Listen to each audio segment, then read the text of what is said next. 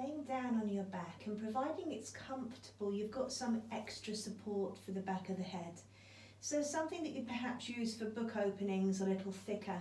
And again, it's just providing that's comfortable for you, so need not to worry if it doesn't suit you. Notice if you do have your head raised from the beginning, how their back ribs feel a little bit heavier down in towards the floor. You'd certainly notice where they're placed. And then you're going to bring your knees in towards your chest and place the hands either on the knees or on the fronts of the shins. Again, whichever is more comfortable for you. Apply a little bit of pressure in order that you can feel that you send the thigh bones a little deeper into the hip sockets. Shins and feet are relaxed, and with that touch of pressure, you're going to begin to circle your legs away from each other.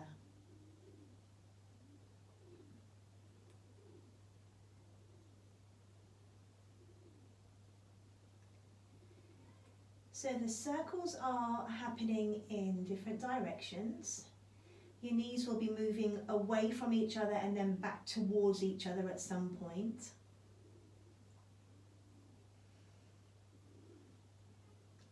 And then you're going to change direction, and the same thing will apply. Your knees will be moving away from each other and back towards each other at some point. You can think of them being stirred via the hands and arms. So you're mobilizing, you're generating a bit of warmth within the socket and within the lower back too. So nice and relaxed with the shins and feet. From here, once the legs are back towards each other, you can bring them separately down onto your mat and you're coming into your narrow parallel. We're moving into pelvic clock. It doesn't really matter where you start because we're going to begin to rock towards 6 and 12. So we don't need to take too much notice about where we're naturally lining up because you're going to start to move anyway. Rocking the pelvis between 6 and 12. Notice how it feels for you. If you wanted to come down to a smaller cushion, you could.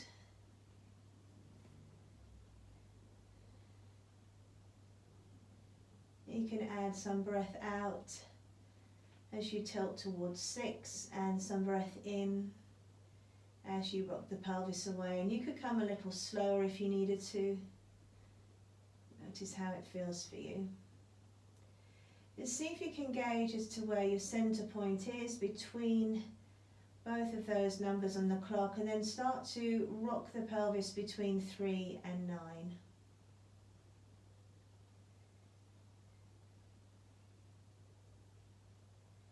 So as you're rocking between 3 and 9, you're aware of where your center may be between those 2 points, but you're not going to pause there.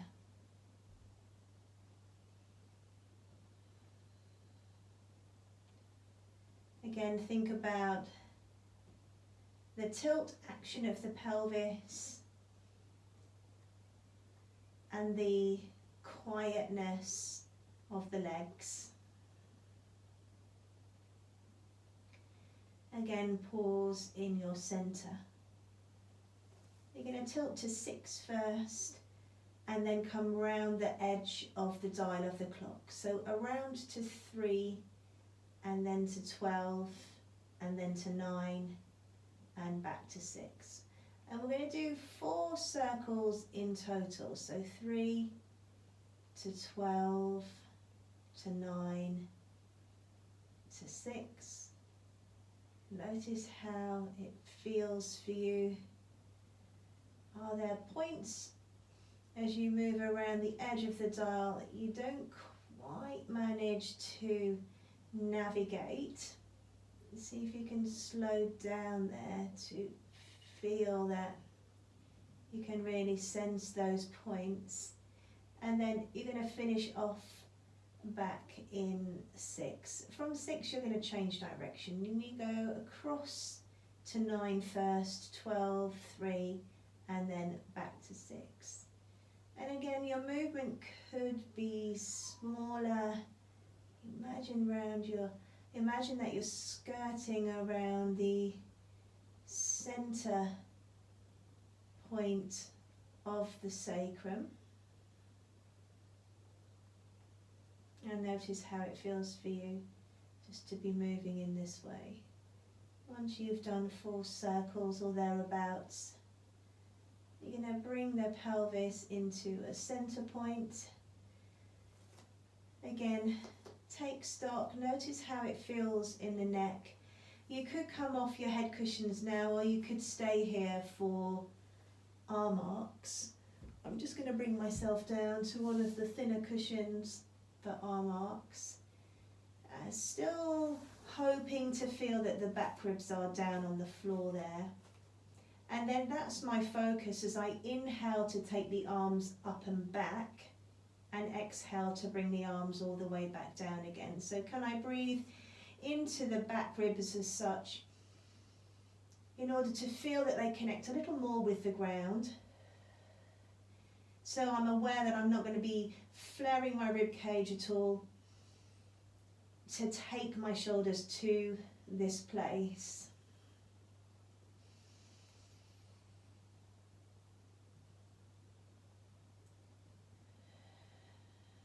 So if you're starting with the back ribs down on the floor, they're staying there throughout the arm arc. Plenty of movement through your blades. Breath in and breath out. And last one.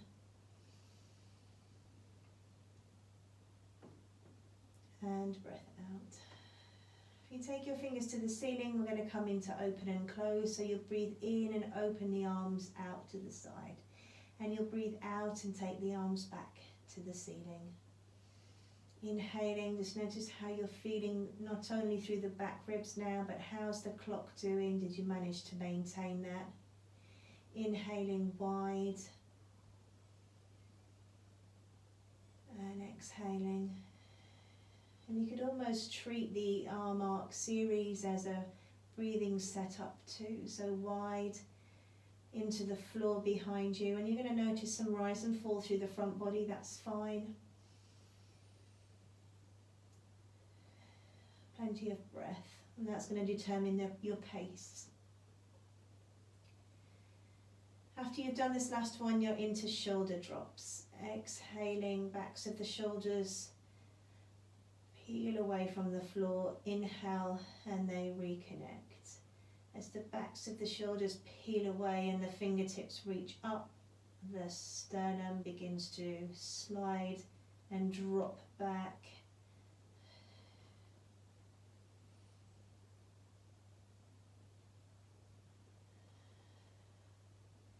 So notice the subtlety of movement that you get from the sternum. See whether it's behaving in that way so that you can determine as to whether the relationship between the shoulder girdle and the rib cage is a sound one.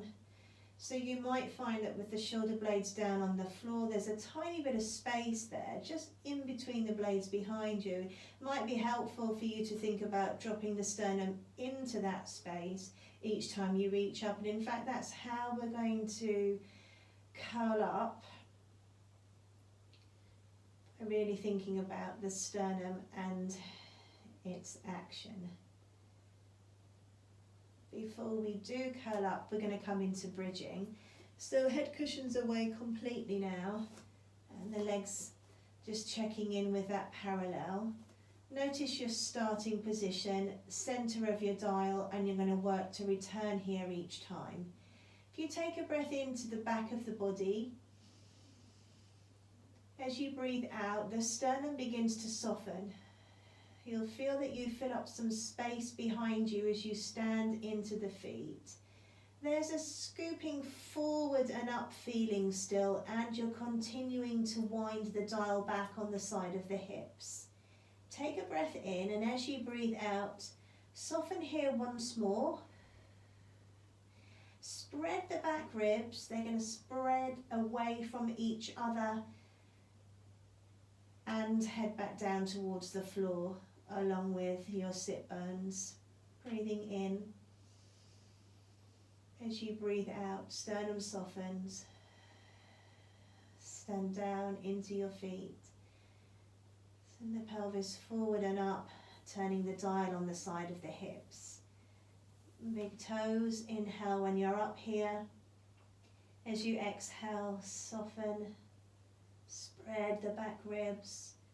Allow the sit bones to move away from each other. See if you can still get a sense that you're holding onto the glutes there though to return. Take a breath in. As you breathe out, sternum stand, scoop and lift. At the top of this bridge here, you're going to add in a heel raise and a heel lower. And I want you to notice that when you lift the heels, the sacrum squeezes up a touch more. Could you keep it high as you draw the heels back down towards the floor? 2 more. Straight over your big toe and your next toe along. See if you can sense that through the feet. Could you keep the sacrum up as the heels come down? Inhaling and exhaling. And with that exhale, you can use that to bring yourself all the way back down again. Once you're down, we're going to come into hamstrings. So if you grab your band and take it around your left foot first. Reach the other leg long and away from you. Extend your leg up towards the ceiling. If you liked how it felt with the cushion behind the head, you could bring that into play. You're breathing in, toe comes back towards shin, and you're breathing out to send the leg away. Inhaling and exhaling.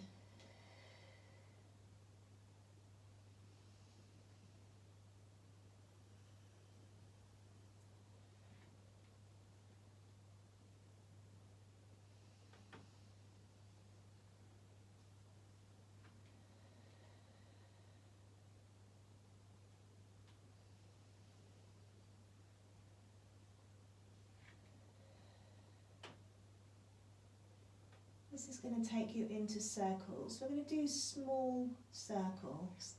Leg comes across the body, and see if you can think about the circling action, having that feeling of dropping down into the pelvis. So the band being tight will help. Change direction. So as well as you feeling like you've got some support from the band, you're going to use it to help you feel that you're allowing the thigh bone to drop heavier into the socket as long as it's raised up there. Pause and notice. Now take this leg out, doesn't matter where your band ends up, and just straighten that leg down and away. Notice anything about that leg as it reaches away from you. Space in the front perhaps. Just notice how it is in comparison to the leg that you haven't lengthened yet. And then moving on to that other leg, so right for me. Same thing. Can you achieve pretty much the same tension in the band as you move to this leg, even if it feels like a different hamstring? Inhale to soften, and then exhale to reach away. And breath in and breath out. Inhaling and exhaling.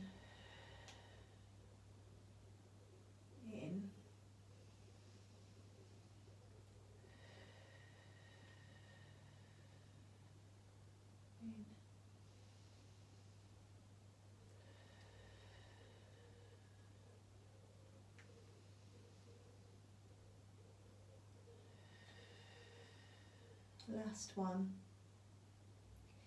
Into small circles. Imagine your hands on your knees at the beginning of the class, gently applying pressure to draw the thigh bones into the sockets.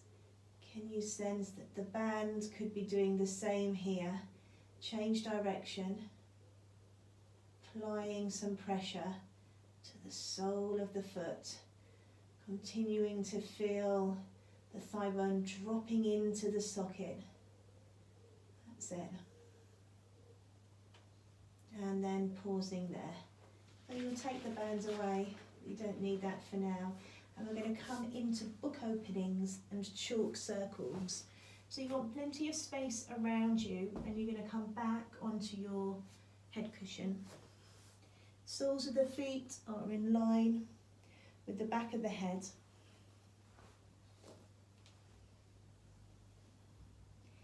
Take a breath in, and as you breathe out, open your top arm to the ceiling. Continue to wind round there. Just notice what you have so far as range. And then if you wanted to, you could just drop that top pocket back. Inhale when you're open. If you dropped the pocket back, as you exhale, you send it forward. There's a bit of a delay through the upper body. Quite nice if you manage to breathe out at the same time there. Inhaling. As you exhale, you open. See what you have. Imagine the ribs rotating around the spine. Where do they get to without any help? Lower waist, hip drops back. Inhale when you're open. Exhale.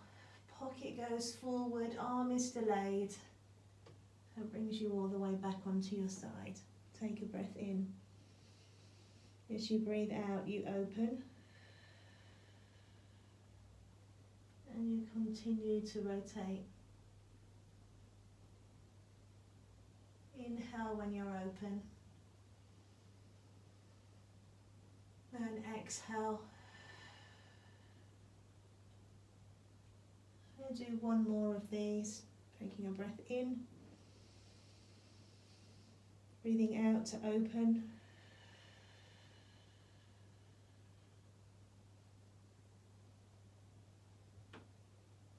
Inhale when you're open,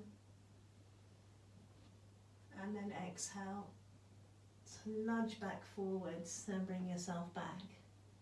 Chalk circles. You take a breath in here, and as you breathe out, the top arm stays connected to the bottom arm. The approach is somewhat more relaxed through the upper chest. You unravel, you glance at the hand. You take a breath in. As you breathe out, depending on shoulder range, you're going to keep these fingers low to the ground, maybe even on the ground. They'll go up towards the side of the head, come around above the head and bring you back onto your side. You'll take a breath in, and as you breathe out, hand comes up the arm and across the chest into your open position. You'll breathe in, looking towards the hand. And as you breathe out, fingertips stay low. You could think about sending your top knee away from the arm, particularly as it comes beside the ear, and that will bring you all the way back onto your side. Take a breath in. As you breathe out, across your body,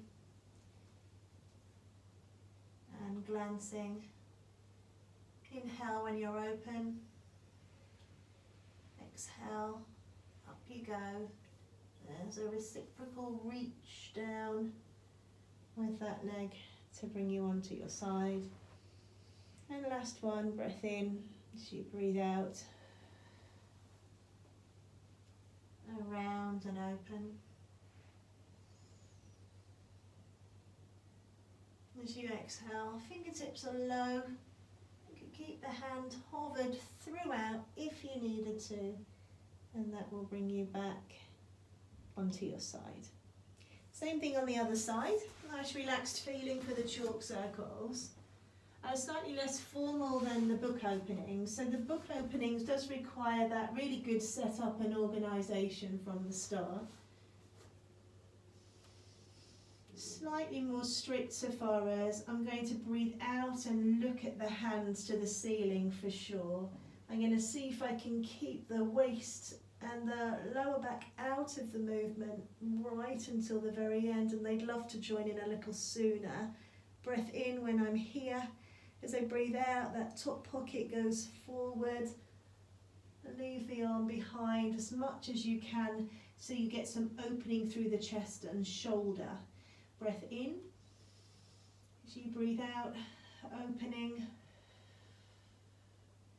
Coming round further. And then allowing the hip to drop back. Take a breath in. As you breathe out, forward, up to the ceiling and back to the closed position. Just notice the legs. So again, they'd love to leave the floor, but I'm going to keep them firmly on the ground, and I'm also going to look to keep them close together as well, even when I drop back through that hip. Inhale when I'm here, exhale, forward, back, and round you come. Last one, breath out to open. Round with the body. Inhale when you're open, and exhale, forward to come back. Take a breath in here, and as you breathe out, bend the right elbow. You feel that the back of the left shoulder blade, then through the centre of the spine, and the whole of the right shoulder blade end up touching the floor there. Take a breath in, and as you breathe out, start to reach the fingertips up and above the head. Keep them reaching, and they'll just naturally bring you back onto your side. Take a breath in as you breathe out, same thing. Elbow bends. And just spread your upper body on the floor, relaxed. Breath in when you're here. And breath out to reach up. Top knee can start to reach away to bring you back onto your side. And breath in and out to move. In when you're open. And out to reach up and around to come back. And last one. Exhaling. And breath in. And as you breathe out, reaching up, sending the knee away so you get some extra length down the side of the body, and finishing back on your side. No head cushions needed here. You're going to bring yourself onto your back, and we're going to come into chest lift. Chest lift will bring you into a curl up with some leg raisers, just two, to get you into a tabletop, and then we're going to come into crisscross, so just so you know where we're going movement wise.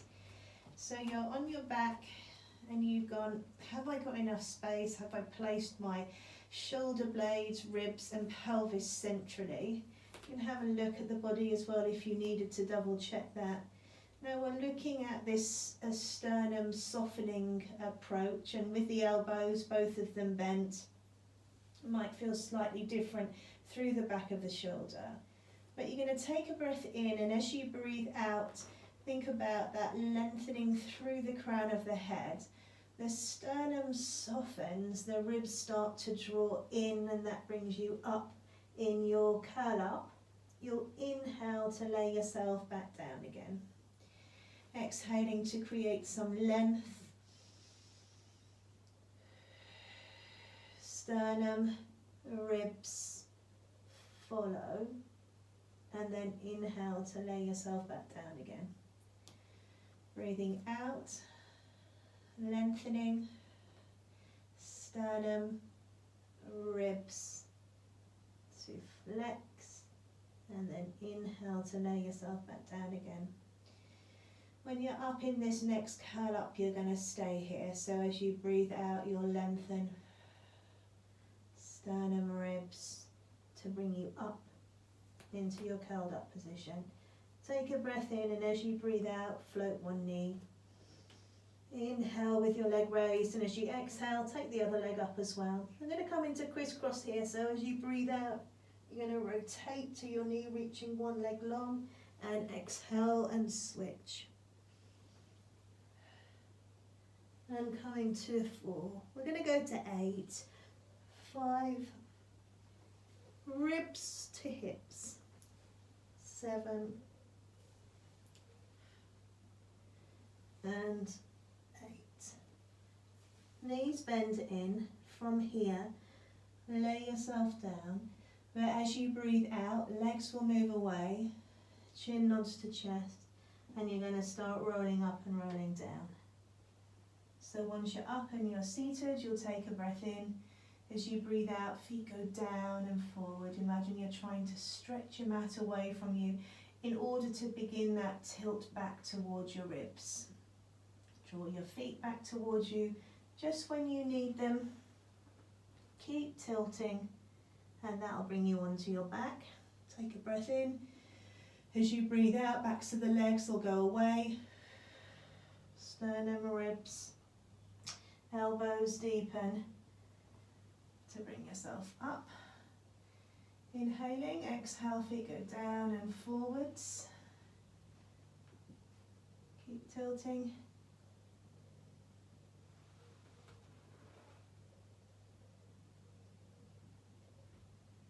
And breath in.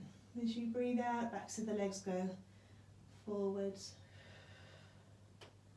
From here, we're going to come into single leg stretch and single straight leg stretch. So as you roll down next time, you're going to keep those thighs vertical. Keep the upper body from coming all the way down towards the floor. You're still tilting, still tilting, still tilting, still tilting. Lower back, bottom ribs just on there.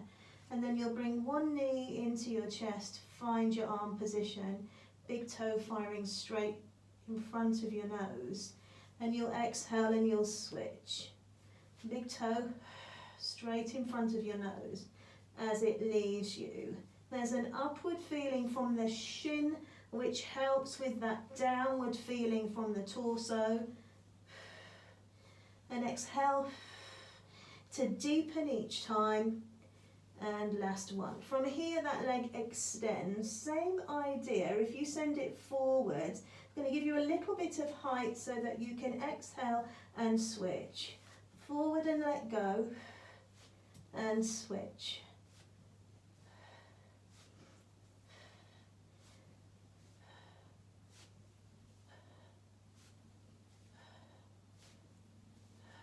Last one. Knees into your chest and lay yourself down. If you bring your feet separately down there, we're going to come into side to side, arms away from bod. As you exhale, swaying, inhaling when you're here, and exhaling to come back up again. Exhale, inhale when you're over, and exhale to return. Breath out. Inhale. And exhale. Do as many as you feel you need. Add in some rotation through the neck if you want to. It's not specified, because either way would be fine. You don't necessarily have to look away from the knees. You could go with them. When you bring your legs next over, to the screen.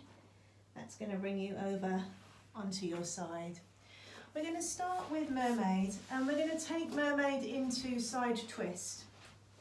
So if you come into a mermaid position, facing forwards, we're going to do mermaid with the hands either behind the head or in front of the head. So you can come here or you can come here. Either way, I'd like you to focus on the elbow action. So to take you into the side bend, you'll take a breath in, and then the elbow reaches upwards. And as it reaches upwards, you're going to find that it opens up the side of the body. The hand that you're resting on is going to do the same action, elbow into waist. Take a breath in, and as you breathe out, keep lifting the elbow upwards in a bid for it to bring you back to your center position. So inhaling, up, and then the elbow continues to be lifted upwards, really long through the tricep. Different sensation of side bend. Inhale when you're over to your side, and exhale to bring yourself back. If you needed to relax the arm or take it across the chest as an alternative, you could do that.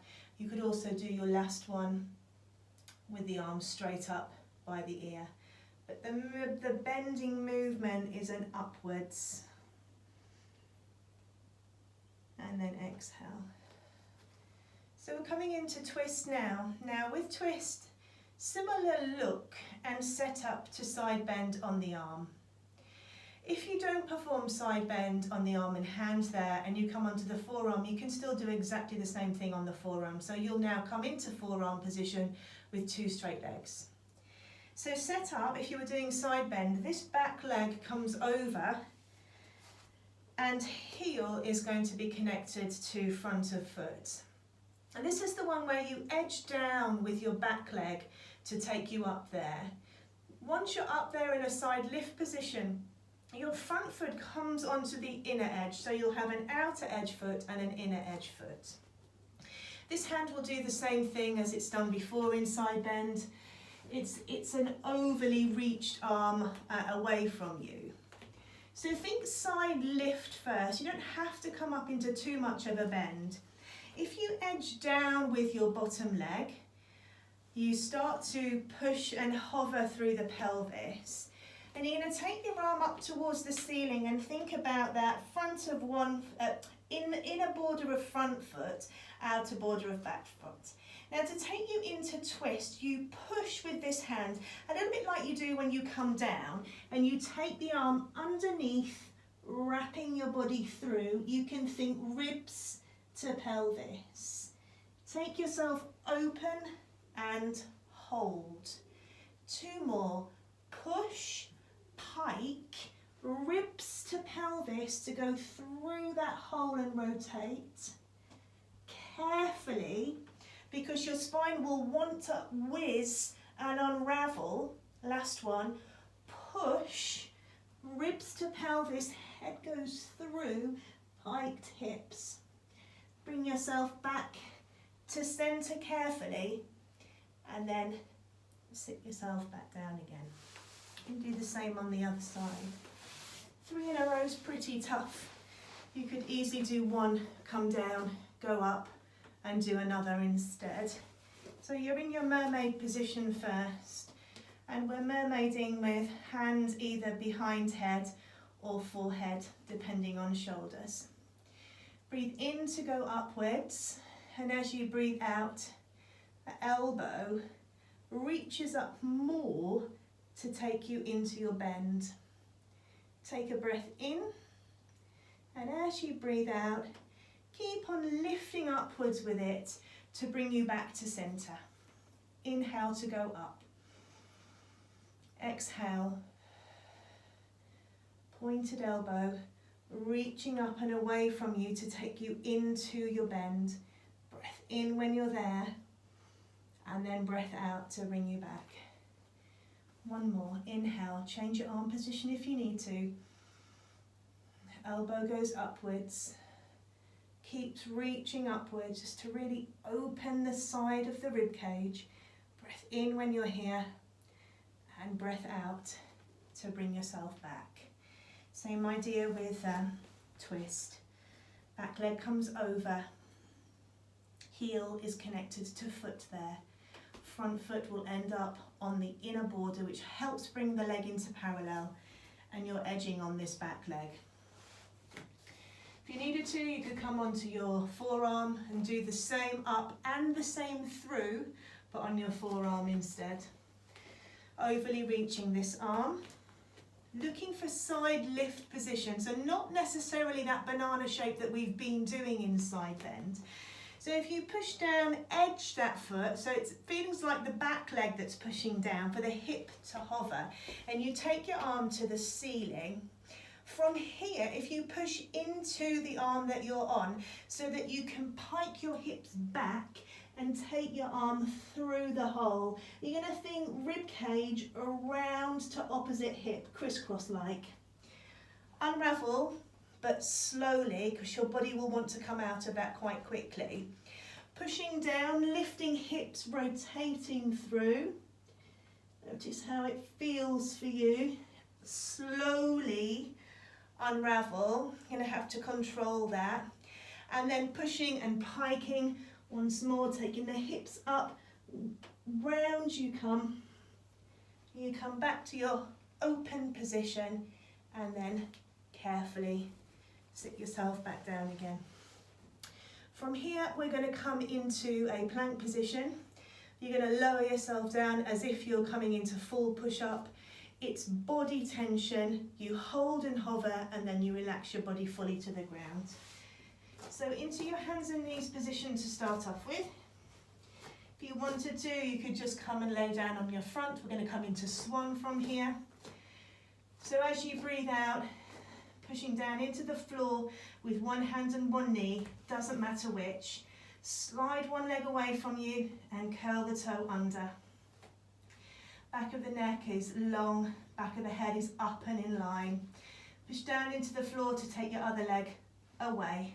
Again, use your legs. Now start to bend, project your chest forward, wide through the collarbones, elbows coming in narrow. You're going super low and then you're going to relax. Uncurl the tops of the toes, and from here, I'm just going to move forward a little. From here, we're going to come into swan. So you'll breathe in and you'll lengthen through the neck, already broad across the chest, already feeling the blades drawing in towards each other, and then exhale to reach your chest forward and bring yourself all the way back down again. Inhale, lengthen. Widen. Heels of hands a must. Feeling like you're really lifting the front of the body away from the floor, away from your clothing, to bring you back. 2 more. Inhale.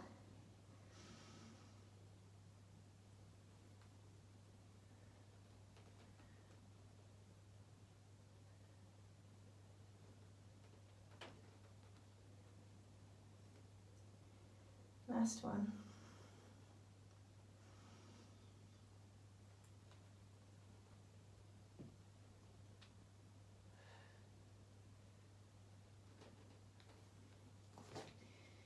Once you're down, head on hands, single leg extension. So you'll send one thigh bone down into the floor, one leg lifts, and rest back down again. Thigh bone down into the floor, leg lifts. And it's the thigh bone down of the leg that's lifting. So don't confuse that cue with leg raises. You're going to send the thigh bone down into the floor of the leg that you're lifting here, and rest back down again. Down to come up and relax. We're going to do the same thing with 2 legs. If you're not keen on how 2 legs feels for you through the lower back, Try tilting to 6. Try feeling like you're just lifting the lower half of the sternum away from your mat. And if that doesn't work for you, continue with your singles.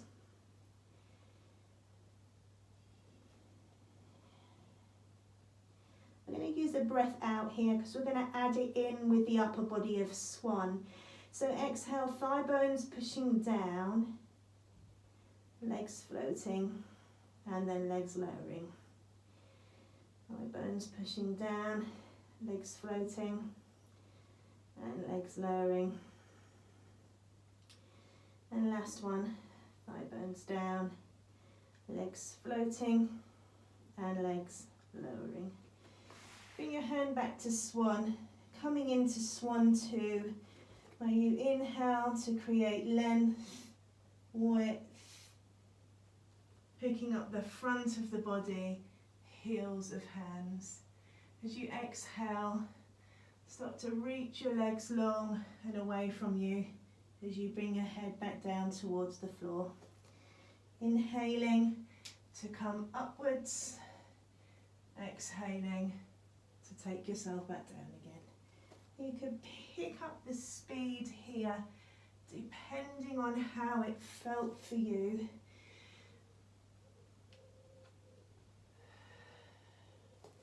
And then if you wanted to, you release, you catch, and you release, and you catch. Last one. Reaching and resting. From here into child's pose. You can either do that or bring yourself onto your back with your knees into your chest. I quite like sort of use of arms here in child's pose. So once you get your shape, whether that's knees apart for anything going on in the lower back, or knees together, your priority is to create as even a curve through your back as you can, starting with pelvis down on heels. And then you can create more openness here and there if you push into the floor and round the spine, and you could push away from you directly down. You slightly hover, but by using my arms I get the opportunity to open up in many different, drawing my ribs in, areas of the spine. So use that sort of rather than I'm just going to relax and perhaps I'm curved but not overly curved. Just use the floor to help you be a little bit more curved.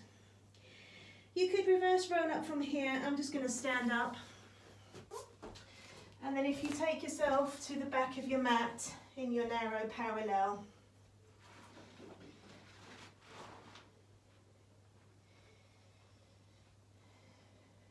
take a breath in, and as you breathe out, nod your chin to your chest.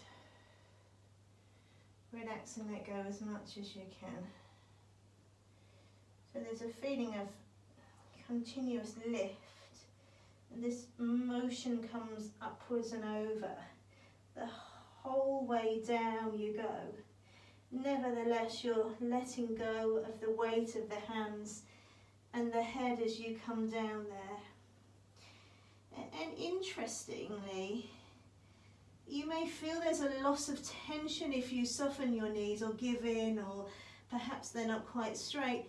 But actually, the hamstrings are as taut with a softening position down here as they are with a straight leg position. So pay attention to that. Allow the give in the back of the leg if it helps the spine fold a little bit more. As you walk out into plank, having had slightly soft knees, you want to really extend them and use them. They're going to help you with that feeling of pulling long through the front of yourself whilst you're here. Your back of the neck is long, the back of the head is up and in line. And then send your heels back and down. Soften again through the knees. Relax through the back of the head, back of the body. And as you breathe out, you're lifting upwards through the front of you. The more you lift through the front of you, the more openness you'll feel through the back of you. Bringing yourself all the way up. One more. Exhaling. Softening, rounding. Up and over, feeling.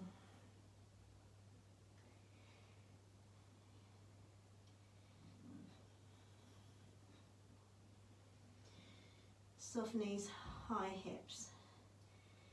Walking forward, begin to straighten your legs. Use your toes. Push the front body long and taut from your front of pelvis to center of chest. You're long and taut. And then send the heels backwards and downwards. Walking back to your feet. Relaxing. Noticing. And as you breathe out, the back of the neck remains long.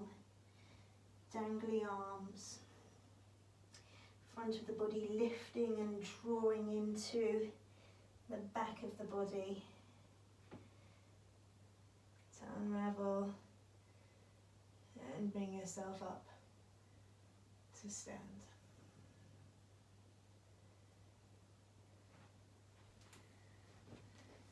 Well done, everyone. Take care.